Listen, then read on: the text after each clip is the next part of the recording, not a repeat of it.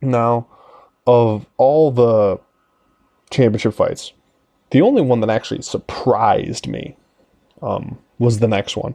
For the featherweight strap, Alexander Volkanovski beat Max Blessed Holloway by unanimous decision.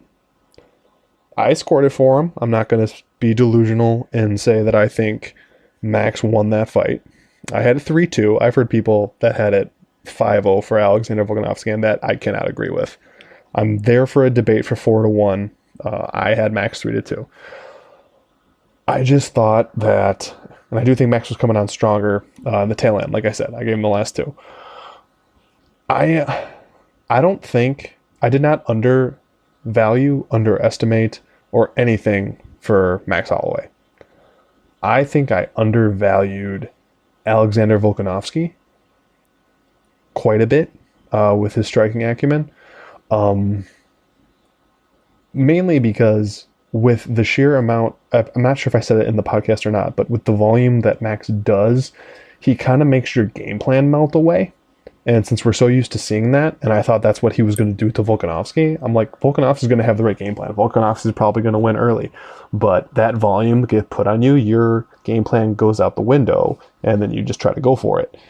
Volkanovski kept to that game plan for 5 rounds. That's just impressive, man, while getting landed on by Max. So, I don't know, super depressing kind of a fight, because if you've listened to this this podcast for any stretch of time, you know we're huge Max Holloway fans. We always will be. He's still young. He's not going anywhere. He's still got plenty of fights. But man, this one was a bummer. Bet aside, this was a real bummer. But also, I mean, it's super cool with the fact that Volkanovski looks so amazing, and I can't wait to see fights of him going forward. But man, super letdown for me and this whole show. So on that sour note, I'll pass it to Mike while I try to recoup my feelings. Yeah, man. I don't. I normally get upset about losing a bet, but I don't know if I was more upset about losing it or just watching Max Holloway lose. Everyone knows I'm just a huge Max Holloway fan, or anyone that fights from the islands. It just was weird to see him not be able to implement his game plan for those kicks to be implemented so well on Volkanovski's half that I just never imagined, even as a possibility. I guess I just undervalued Volkanovski a lot. But like I'm a loyal person to my friends, to my family, and I am just as loyal to Max. I guess I got blinded a little bit by that, but I was gonna sink with the blessed Holloway ship, or I was gonna ride with it, and I did that exactly. It sucks, man, but I'll try to leave emotions out of it next time. I really thought that Max was the better fighter because of the volume and the cardio for 5 rounds. Yes, he was picking it up at the end, and I thought being more dominant towards the end, but he came up short. And Volkanovski looked amazing, and I just can't wait to see a rematch so that I could see if Max turns it on a little more, because he looked just hesitant and he didn't quite look himself. No, I agree there. I'd like to see a rematch. I honestly hope they don't do an immediate rematch, because I don't think between this fight and a fast turnaround, he can make the necessary changes to his game to make sure he wins. But like in like one or two more fights, absolutely. Then that's more just because I want him to win the rematch more than like what he could do. Could he do it? Possibly. But in one or two fights, I think he would have it more nailed down and have a better shot.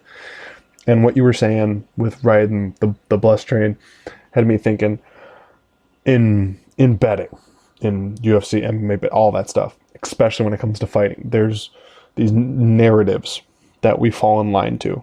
And you kind of have to, because you need to since you're talking about an individual fighter, individual fighters, and not an entire team, you have to lean into these narratives sometime, because you don't see every aspect of training of these guys or things they're into.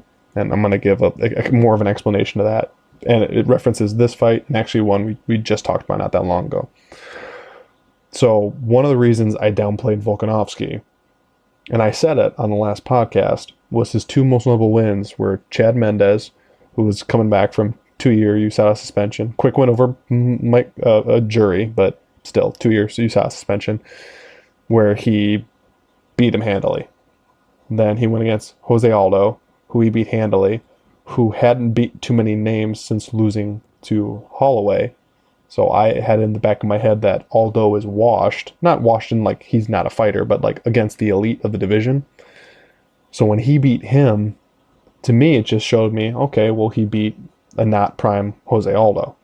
But then you see Jose Aldo drop down to 135 and come a few strikes away from beating one of the top guys in the lower division.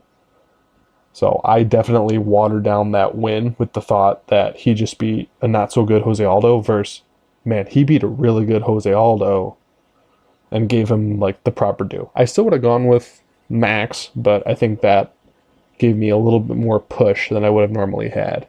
And we all do these narratives for a lot of these fights because if you're right, that's how you get edges in some of these fights, especially when the odds are off.